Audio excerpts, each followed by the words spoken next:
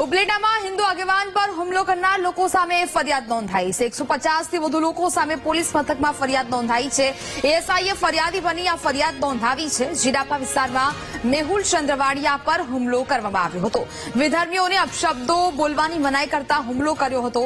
હિન્દુ સમાજના લોકોએ police station પહોંચીને ન્યાયની માંગ કરી હતી। સંવાદદાતા વિક્રમસિંહ ફોન લાઈન પર જોડાયા છે। વિક્રમસિંહ, ઉપલેટામાં હિન્દુ આગેવાન પર હુમલો કરનાર લોકો સામે હવે ફરિયાદ નોંધાઈ છે, શું વિગતો?